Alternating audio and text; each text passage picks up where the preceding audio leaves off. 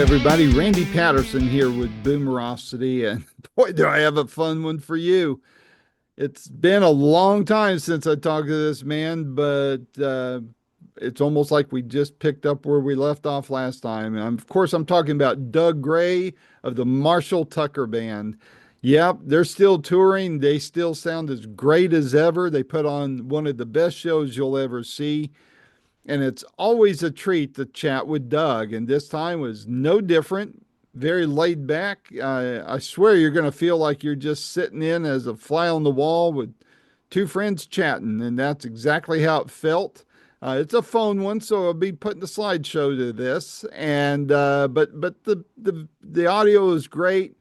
He's got a lot of stories to tell. And again, it's just a lot of fun. And so if you love listening to the legends talk, you're really going to love this interview. Again, with Doug Gray of the Marshall Tucker Band. And as always, would you mind please hitting like and subscribe? I know that you don't think it's a big deal, but to anybody you listen to who does things on a regular basis, subscribing is the mother's milk of staying in this stuff, and subscriptions help us. So if you don't mind, please hit subscribe and share this with other people and ask them to do the same.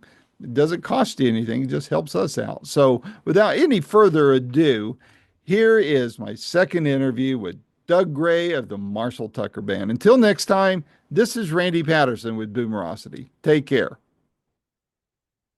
Hello, Doug. How you doing? Hey man, I'm just I'm walking around in the house, looking outside at the snow melt. I'm all right with it. Okay. Where are you dialing in from? Because I'm doing the same thing. Well, believe it or not, first time since 1980 that I've seen 6 inches of snow at Myrtle Beach. Is that right?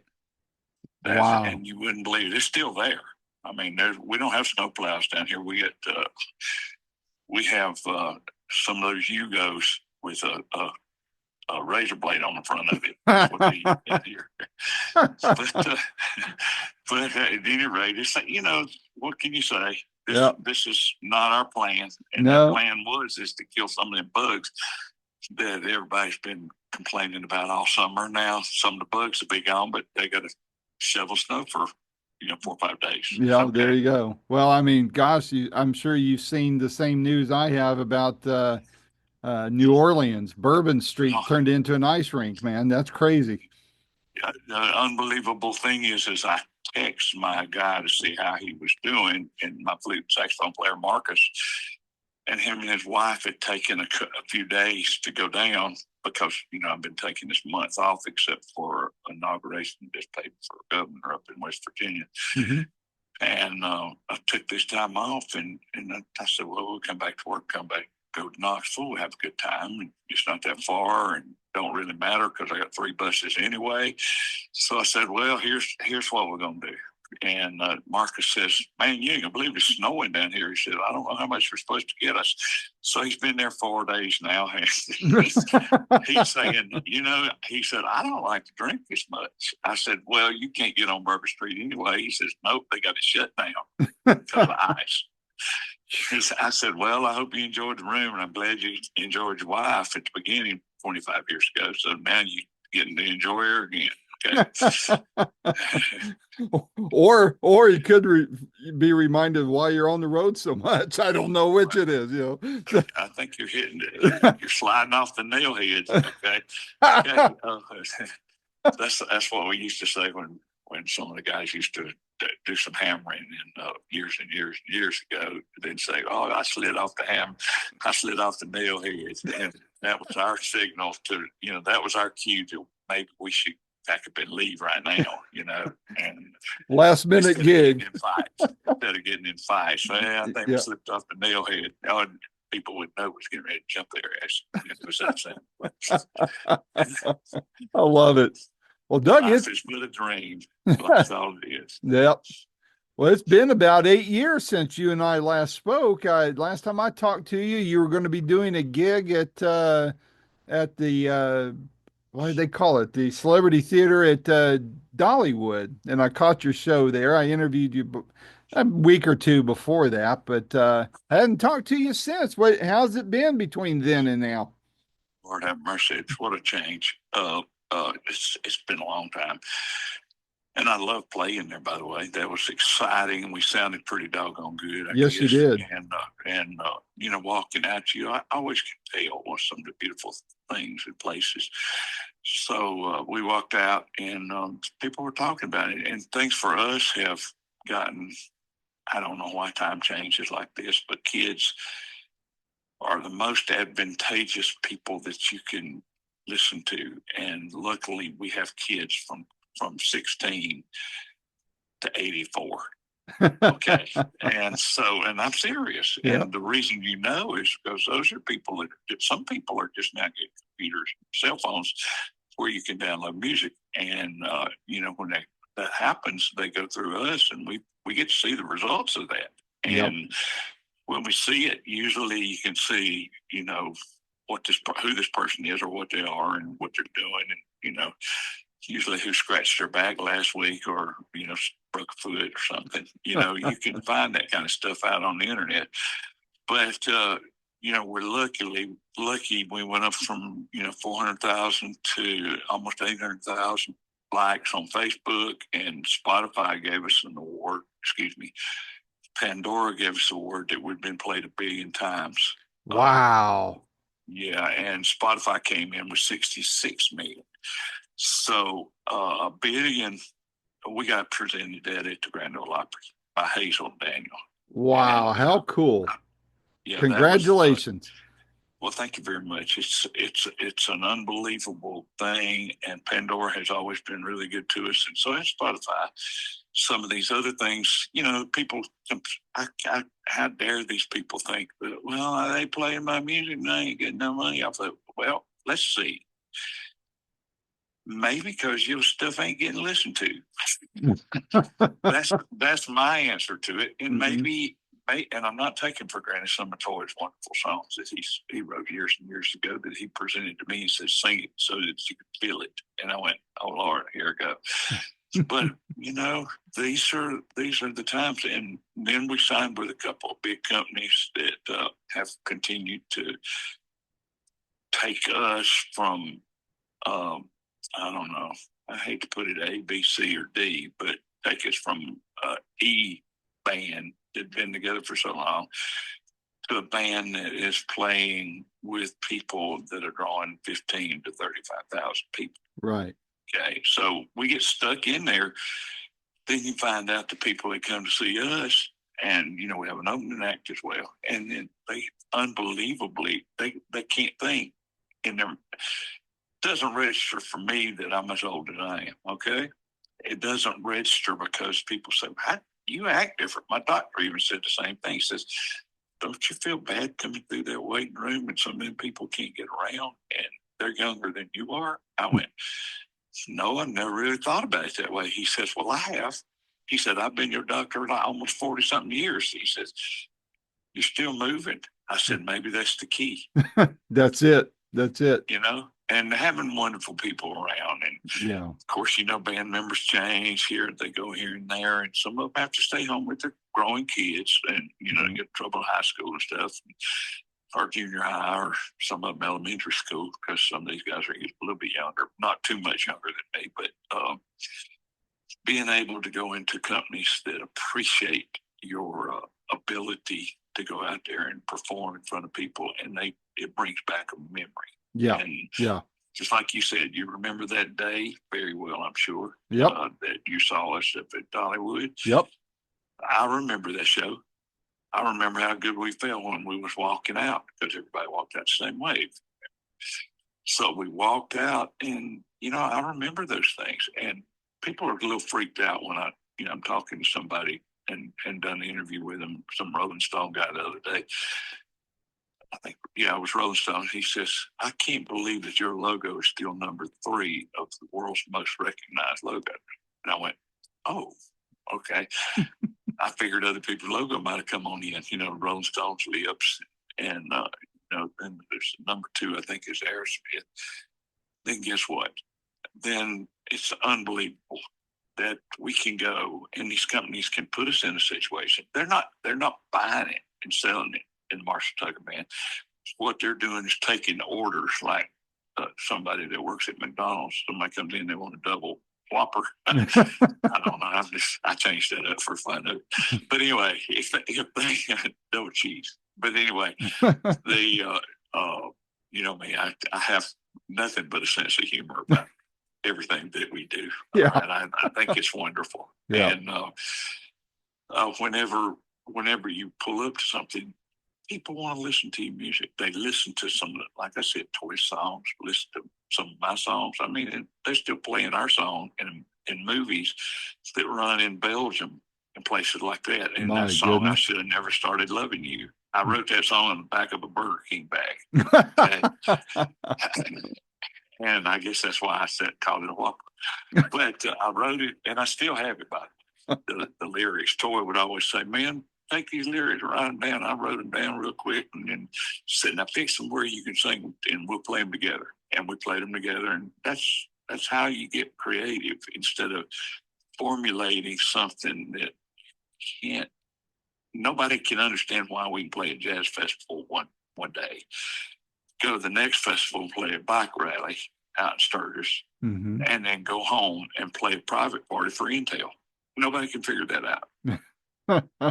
If you got an answer, tell me. But it's because everything that we do is related. This is the only answer that I have. It's everything that we do is related to the common man, common being, not a person that's 1, 2, or 3. Yeah.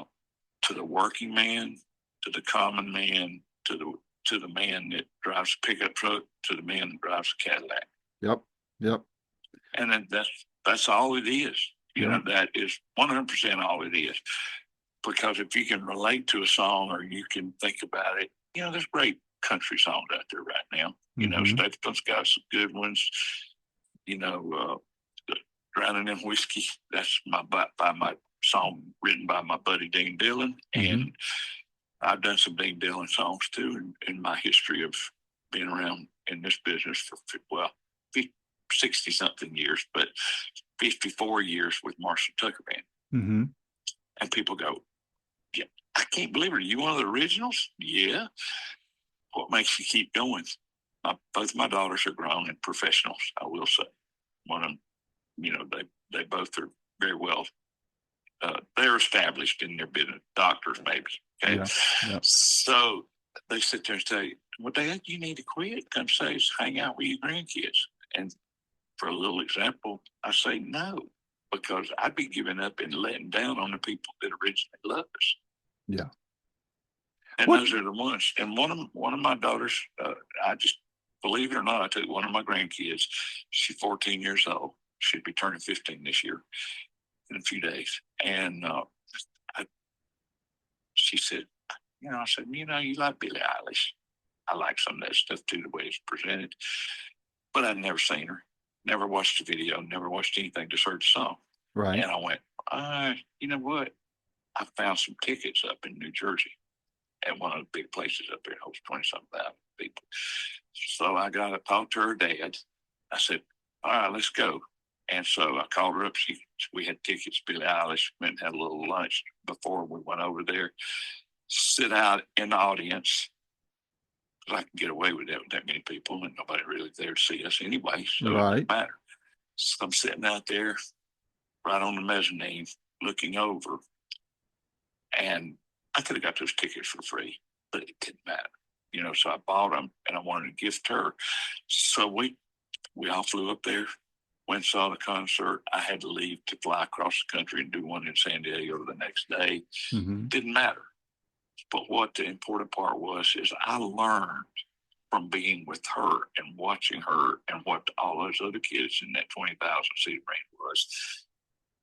It's Prudential Center is what it was. And I learned something else that I had never thought about. It's not how loud you play it. It's not what you do with it.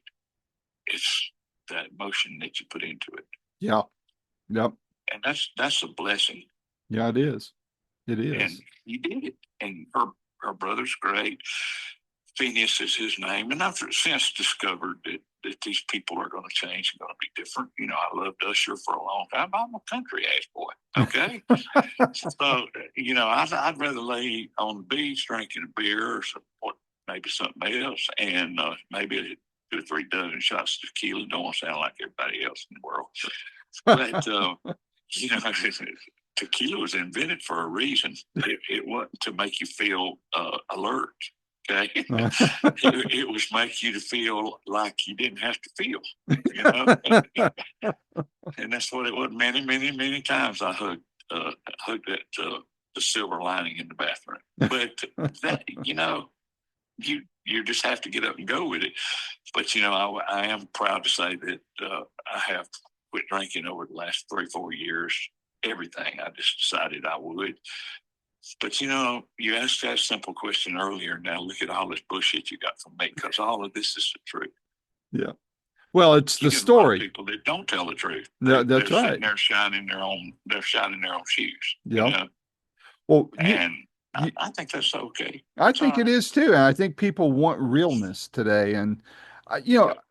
I know that, one of the questions I had is, you've talked about how long you've been doing this. Has touring changed much for you, or has it been pretty much the same this whole time? Well, the difference are the venues. You know, nobody in their right mind is ever going to think of Jason Aldean's not going to come in and he's not going to say, you know, being old Georgia boy, he's not going to go in there thinking, you know, it's going to be this way forever, and I'm just going to get bigger and bigger and bigger, and I can put this on, or I can put that on, I can wear this, and I can wear that. You know what? All our stuff comes from a pawn shop or Woolworths years Mhm. ago when we first started. People don't even know what Woolworths is anymore. No, You know, except old guys like but us. So, it's simple. You know what? And some of my guys, you pull a pair of Wranglers or Levi's on and throw a shirt on, and then all of a sudden you're up in front of people and they're dressed just like you. So who gives a damn? You that's know, right. that's what you do. Now, I will say that, do I think that it's changed? And it has changed. There's a lot more airline flights because you have to go to those venues that you're playing with, you know, my guy, feeling all right, buddy. You know, Mhm. feeling all right. I'm feeling too good in my city. Because, Dave you know, Mason. Yeah. we did some shows with him. Then all of a sudden we're doing shows, you know, and did a couple of them shows with Alabama. And Oh, then we wow. did a couple of those. I mean, listen, I originally bought my first house in 72 down here at Myrtle Beach. Okay. Mhm. It's not quite like that anymore. Not as cheap as that. But no, my God, this is ridiculous, is what it is. But Yeah. I still have my home up in Spartanburg, Mhm. as a matter of fact, and I love it, and I go up there quite often. And when I'm off the road, but I was gone 170 days last year. Wow. Worked 114. Tax man told me that, and worked 114. Said, "Hey, listen, you guys," and I employed 21 people. And employing people means that they're in the circle of Yep. our love. You Yep. know, they're the ones, if they have a child is sick, well, you just stay home. We'll let Johnny be good, come out and play your part this tour. You Yeah. know, Yeah. it's very much reference towards being an enlarged family that everybody gets along. Because if you don't get along, you're not going to be in a circle. Nope. Nope. And And it's life is better. miserable then. Life is miserable, not only for us, but for them. Yep. And I can truly say, without a doubt, and it's kind of like the song that we had, I can say, without a doubt, you're the only love I'll ever find. You know what? That was a great song. We do it now. We didn't do it for 20 years, and then all of a sudden we brought it back one night. Everybody passed out thinking that we'd never be able to do it again, probably. But the fun part about this whole thing was, you know, it's immediate, and whenever you do things like that, it's our way, and you don't argue, and we might not stand with each other before we go on, but everybody gets their inner peace together and then goes out there, and all of a sudden we become one. Yeah. When we become one, you get your best show. And when we realize that that audience is looking for something that they want to come back to, whether it be an old girlfriend, an old wife, an old dog, and we've had horses named after us. I was a horse's ass for a while. Okay. But we have, and some of them have been champions, you know. So we raced a lot of show horses, and you know, and then his brother got killed, and then he wasn't able to have nobody take care of him anymore. Mm-hmm. But then Tommy died in 1980, and you know, since 82, 83, it's been me and continuing on. So the Yeah. original band lasted 8 years. I've continued this thing on, and people go, "How do you do it?" I said, "Well, look, I'm talking to you 8 years later. Yeah. Okay, and I hope you know you can feel that I'm standing up, being excited because some of those things that I'm talking about are bringing back memories for me and you, man." Yep. That's right. That's right. Well, one thing I was thinking of, Doug, and that I'd love your thoughts on. I know that a lot of artists they write a song, and there's a story behind it, maybe a story about what was going on when it was recorded, or probably even more importantly to you, what are fans telling you about a particular song, what it meant to them, and all that. And I'd be curious to know if you have a particular story, maybe a fan story about one of the songs, and what they told you that it meant to them, or what had happened around the time of his life. Is there something that stands out in particular, a particular story about one of your songs? Well, I got to tell you, later in this terrific life that we had of over 33 albums, and then you got all the compilations. But there's a song called "In My Own Way," and most people think of that as a B-side, what we call, there was an Yeah. A-side that Yeah. was hit, and then there's a B-side. Well, this was a B-side on one of the 45s. Okay, people don't know what that is. I'm sure there is people, but that kind of makes me laugh. But we did that song. Toy said, "Man, put something to this and make it better." And he would always say that to me. Me and him would go in and play 4 hours just to eat a steak at a Amvets club. We jammed Misty 14 different ways. Okay. And I know you know what that is. And he'd say, I'd say, "Toy, we ain't gonna be able to go out there and play 3 hours." He says, "Yeah, we will. It's jamming around. We'll just play it around." Got people in the college jamming again. But Yep. he said, this was when both of us had just got back from Vietnam. Okay. Mm-hmm. So we got back a year before I did. And we stood up there and played for those people. They enjoyed it. I don't know that they ever really realized, because here I was just making up lyrics. We played at a different tempo, stuff like that. But the one song that Toy gave to me that I remember so well, that I could hear in my heart, and I could say to other people that after the years, if we pull that song out, people will go, because we don't play it every night. It's not a song that deserves to be played every night. It needs to be kept special. So when everybody's on and we're on 10 or 12 feeling, Mm-hmm. then we're on that and we're getting ready to leave. We've already got an encore. And then I say, "All right, y'all want to hear one more?" And everybody likes it. And we do it. So we don't leave. We start with "In My Own Way." And the reason behind it, and people come up to me and say, "Man, I never really heard anybody say the lyrics the way it was."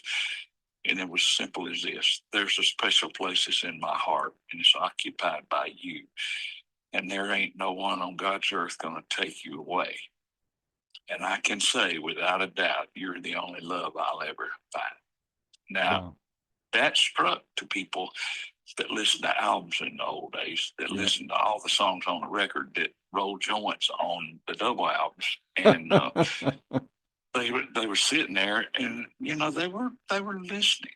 and they were listening, and you got to know the people because their picture was there. Now you don't know who the hell's doing all the music. You don't know that if it actually is music or if it's from, and I'm not running it down because there's a lot of stuff that I like that's AI. Okay. Yep. A lot of stuff that I like. I think that they're mastering it as we speak.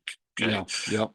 And if they do that, they're not going to be able to do without humans. And humans are the ones with the emotion. We're not going to get a machine ever have emotion.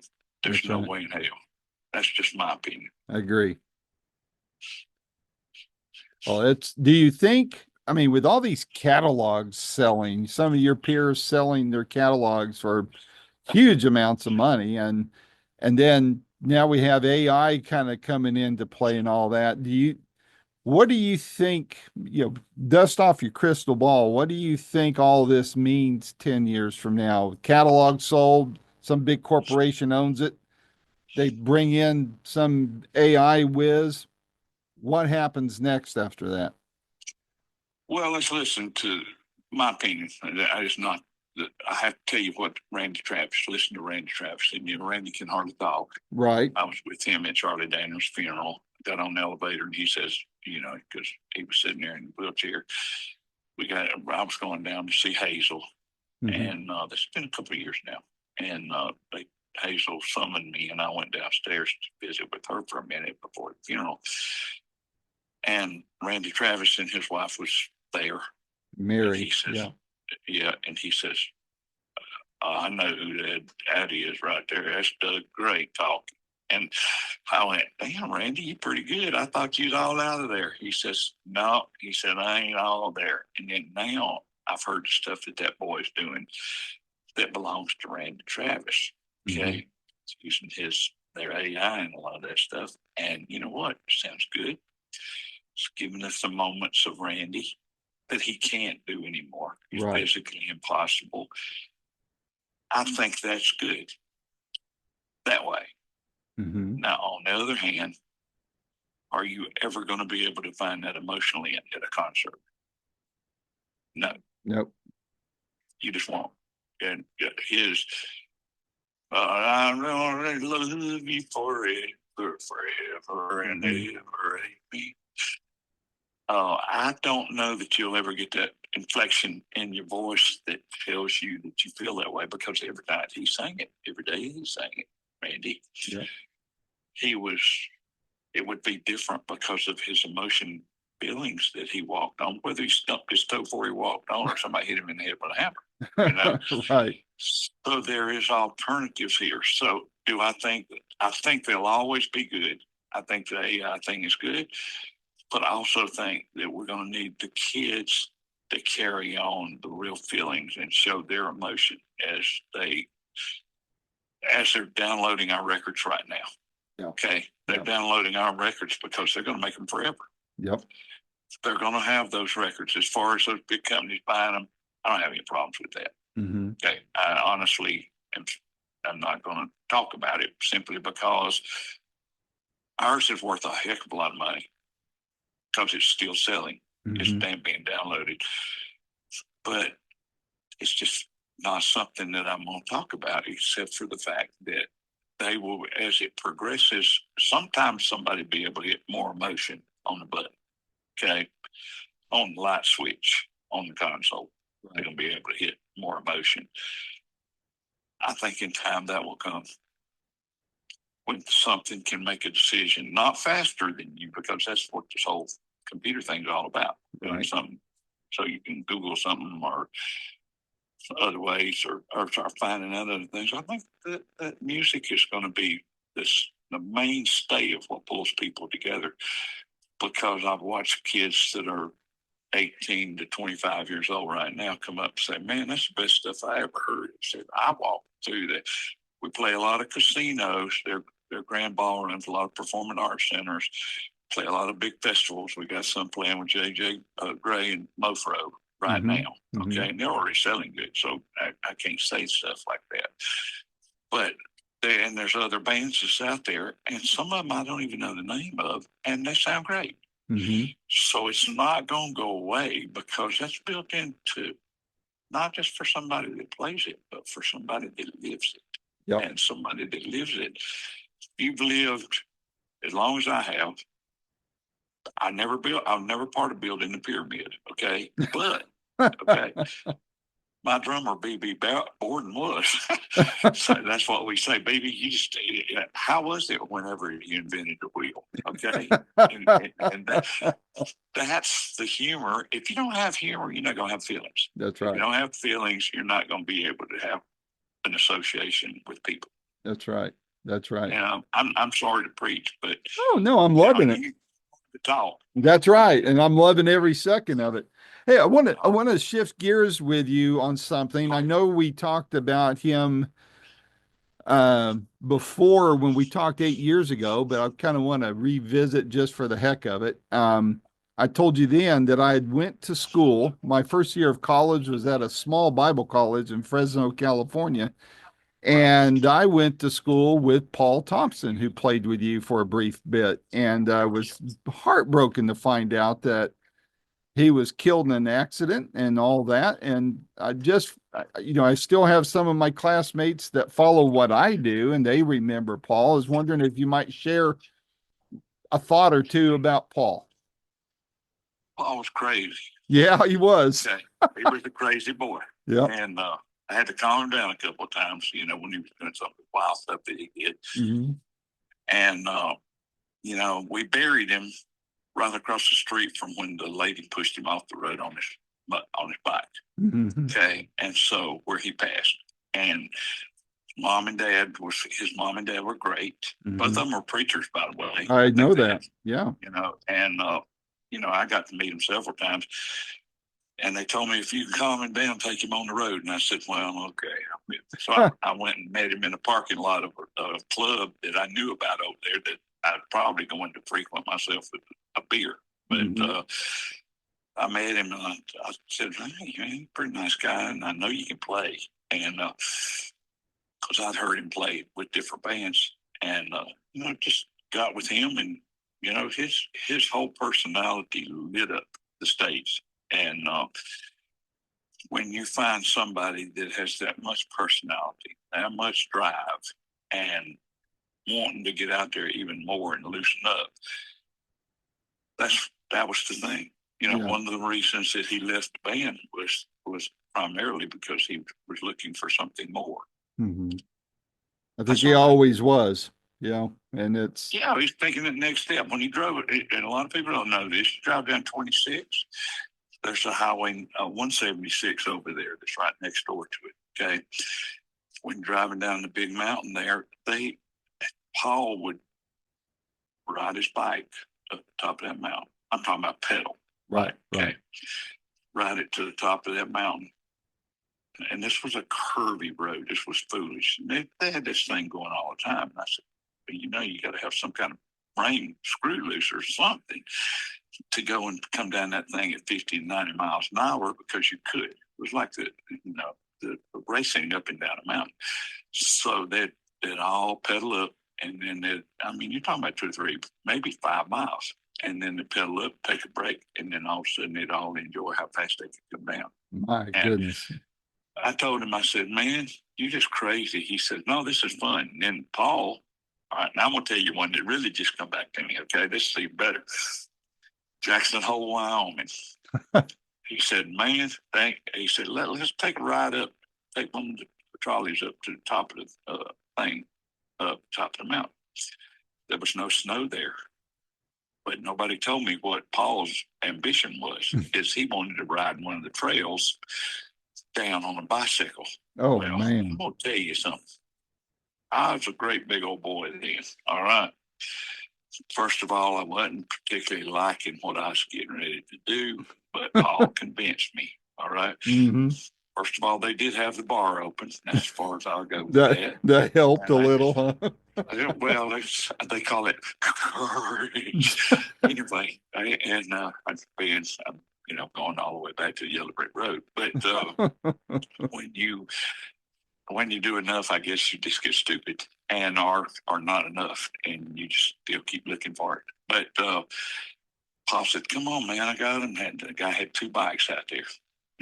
they were really nice, and this had been done before, but not many people had done it. Okay, this was when they had all that off road stuff. Well, the last thing the guy told me is we took off. Paul took off, all cocky and everything, ready to go. I'm ready to go. Yeah, it's gonna be good. Now here we were at the top of Jackson Hole, Wyoming mountain.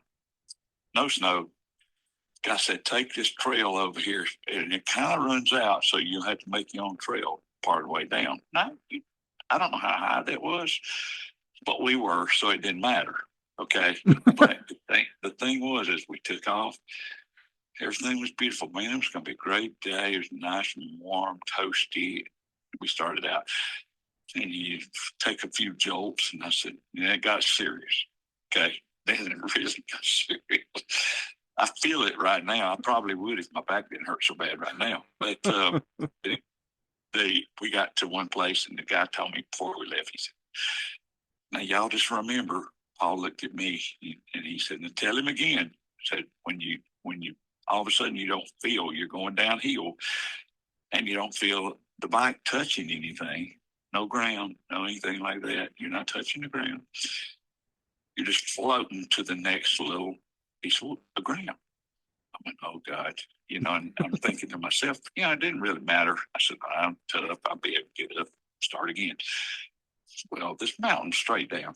Oh, so gosh. It disappeared for it seemed to me like the ground disappeared for about probably 20 or 30 minutes. But Oh, it was probably Lord. only a couple of minutes. And then Paul looked back at me. He says, love this. And I was thinking to myself, because I was too scared to talk. I was thinking to myself, I might kill him. And because he's the one who pushed me into it. Right. And so we made it to the bottom of the mountain. I told him, he said, he said, that was good, man. You done real good for your first time. I said, I did good for my first and my last time.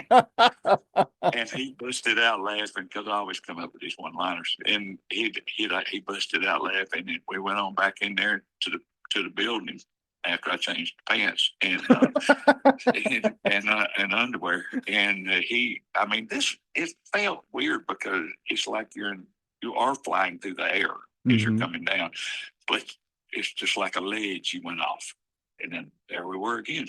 And it was amazing. But Paul, to Paul's blessing for his entire life, he was blessed, and he was strong. He had the best intentions for everybody that I knew. Yeah. He's just a little wild. Yep. And a little wild is probably what took me down that mountain and taught me a lesson. Don't pay attention to what Paul said. Well, that was the lesson I learned that day. But I'm glad you brought that up. Yeah. Well, my little story about Paul, I mean, he was married to his first wife at the time, and gosh, her name slips my mind right now, but she's living in Houston, Texas, and the daughter and the son are living there too. oh, I'll be darned. She was the sweetest thing, Southern as cornbread, and every time he would start veering off on something that she wasn't approving, you'd hear her go, "Oh," like that. But funny story about him is he and I were talking. He was telling me some of his ornery stories that he did, as a preacher's kid, and his first time at that college.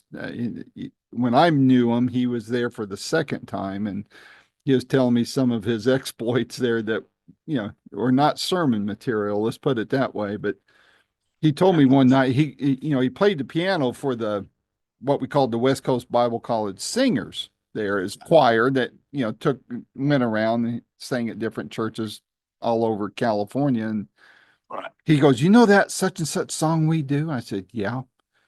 He goes, you notice how at the beginning, when I start playing that, people are just raising their hands and, quote unquote, feeling the anointing and all that. I said, well, yeah, I kind of noticed that. And he goes, you know what I'm doing there? I said, what? He goes, that is a way slowed down intro to Behind Closed Doors. Oh, Lord. He Well, goes, now he would know that too. yes, he would. So, Good gracious. I mean, Well, you know what? I don't know if you're familiar with the Blue Ridge Quartet during yeah, that period of time. yeah. Well, Laverne and Bill Crow were friends of mine. They lived around the corner from us. Okay. Hmm. And so Bill Crow, I went out with his daughter once, a long time ago. And she's since passed too, but so has Bill.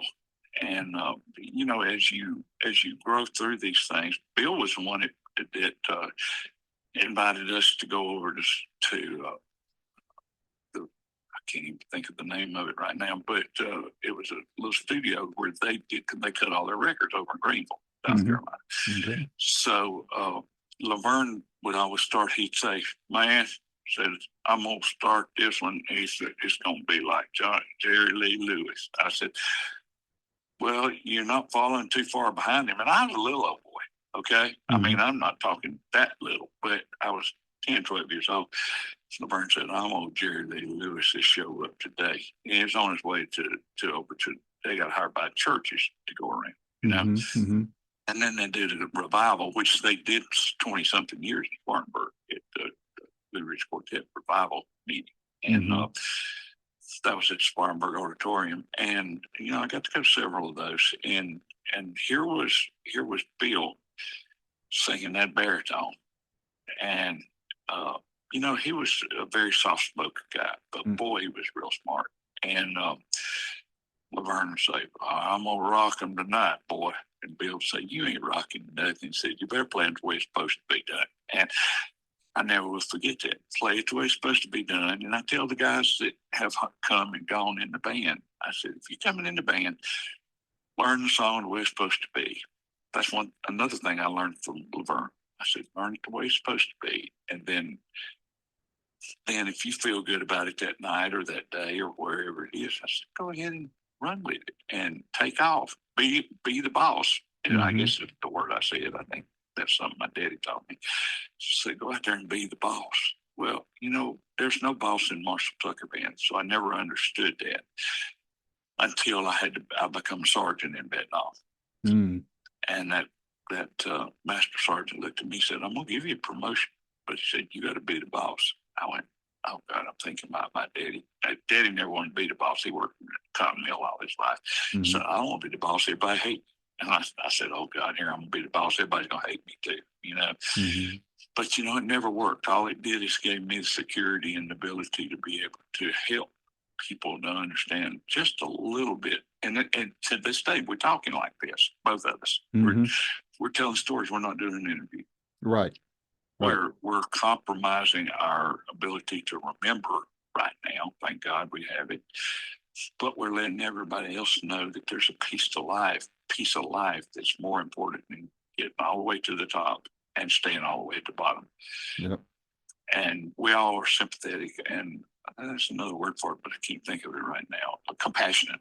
And we're compassionate towards our fellow man and women.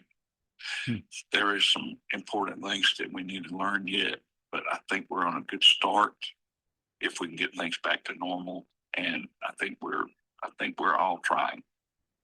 Yeah, I do too. I think everybody wants the best. I like to think people want the best for each other. I know at my age, I'm a little bit younger than you. I'm 65. Don't be bragging. I don't want to hear it. I don't want to hear it. Go ahead. Yeah, Yeah. well, you're probably in better shape than I am at, you know, and I feel muscles that I forgot I had every time I get up. But you know, at my age, I just, I've tried climbing the corporate ladder and, got in the rat race and all that. And right now you just realize that, political parties aren't going to save us, and, corporate America is not going to save us. We are going to save each other. We're going to be there. None of us are perfect. We got to help each other along. And what I like to do is remind people some great music every once in a while, what that song meant to them, what it means to me, and just, let's try to keep a smile on our face as many times as we can, as many days as we can for the remainder of our days. And that's, I don't like the fighting anymore and the political mudslinging and all that. I just want to help my neighbor. And it's not only that, it's, and I'll tell you exactly, I feel the same way. I took my girlfriend down to, she had a doctor's appointment. So I was sitting in the waiting room and this man fell and his wife there, and he was on a cane. Okay, now I've had some back surgery, so I have a little limp myself. But this guy seemed to be younger than me, but he fell over and it wasn't snow or anything. Nobody in that waiting room, everybody saw it and said something about it, but nobody got up and did it. And so I went running out there. Then I had to tell the people to go get me some tissue because he broke his nose and fell face forward down with a cane on the pavement. And his wife said, "Oh, I think he's going to bleed." And he said, "Yeah, I don't know what's wrong." And I said, "Look, he's in shock. Leave him right where he is." Right. Stuff I learned in Vietnam, how to treat. Right. Well, I learned a little bit more than that, but the understanding that, God, if there's a problem, you can help. I don't care who you are, what you are, or where to come from. The sacrifice that you make is not a sacrifice. People used to call it sacrifice. It maybe was at one. We were other. Well, we don't have to get into it, but we do know that somebody sacrificed their life so that we could keep being us. That's right. Okay. That's right. And I'll say it that way. And but the good part about having the ability to go out there and help that guy until the people finally woke up inside. And the nurses said, "Oh, we'll come out there." They brought a box of tissue and I put it up on his face. And he said, "Man, look at all the blood I'm losing. What happened here?" His wife said, "Get him up, just set him up. He'll be all right." No, you don't do that. You leave somebody sitting there. Just hope and pray that somebody has already experienced the fact that they know what to do. How you know what to do is the experience that you've learned and whether you learned it in a book or where you learned it going down the road. I guess we got a little biblical here, but it's not that hard. Nope. If you live hard, you open the door, you learn to keep that door open, cracked. Even if you get away from it, you crack that door and leave it open all the time for somebody to come in and say, "Hey, are you in there?" Yep. That's enough. I think Kay's gonna get real mad at me for talking over, but you know what? Send her a little email, say we got some good out of it or bad out of it, whatever. Let her know. I will. Because she says, "Doug, you're 3 interviews behind." Oh God, here I gotta hear her. I don't want to be the reason why you're in trouble with Kay. I like Kay and I want to stay on her good side, Kay has been around forever and ever and ever. And if you ask her, she would be the one to interview because she's knowledgeable about just about all the bands she's worked with. Some of them for 9-10 years, some of them for longer than that. She can tell you not stories. She won't tell you stories about them, but she'll talk about how they were, how wonderful they were. Stuff like that. Yeah. She's very knowledgeable. I have a good person. Don is her boss, but Don, I hired him. I knew his mom and dad before he was born. Mm-hmm. And I hired Don on a cruise ship one time. He said, "Man, I'm published. I'm getting ready to do this. So let's see what you got." And so I talked to him and I said, "You're going to have to work for nothing for a while." And he says, "No problem." And so, he's up in Nashville, and then he looked up and got Kay and 2 or 3 other of the nicest little young girls that understood the business at the time. Right. Then Kay had to come in and straighten everybody out. He had to have somebody with that knowledge, grace, and appeal. Right. And, Kay has her own problems herself, with physical problems that I won't talk about. But there's things that she's much aware of, understanding and compassion. Yeah. But back to what happened is the guy got up and they called the ambulance on him. That was it. And I never got anything. The woman came over a couple of times and said, "Thank you for being out there," when nobody else would. And you know what? It wasn't that they wouldn't have come out there. So I think people get, "Oh God, if I get involved, Fear. Guess what? You better get involved." That's right. That's the only way it's going to keep getting there. That's right. And anyway, if I wait any longer, Kay's going to be calling you. Okay? Well, all right. Well, Doug, I hope to catch your Knoxville show. I think I know you guys put on a great one, and maybe I can swing backstage and bump elbows with you briefly or something. But I know you guys are going to wow Knoxville, and I look forward to hearing all about it if I can't make it, but I intend to make it. So You can't make it. It's okay if you can to get you a couple of passes to come backstage for a minute or so. okay, it sounds good. And hey, my door's always open to you, my friend. And let's talk again soon especially when you got something new coming up. Okay. Hey, I always got something new coming up. I might fall down the steps any minute. Well, Careful, brother. all right, buddy. We'll talk to you soon. Take care. Thank you. Bye bye. This has been another stellar episode of Boomerocity with your host, producer, and friend, Randy Patterson. The theme music is Roll the Dice by our good friend Quentin Hope, and all rights reserved and used by permission, of course. Post-production is done by Cardinal Sins Productions. The Boomerocity name, logo, and content is copyright protected, so all segments may only be used with written consent by Boomerocity and or its assignees. You should direct your inquiries to input@boomerocity.com, and the copyright is 2025.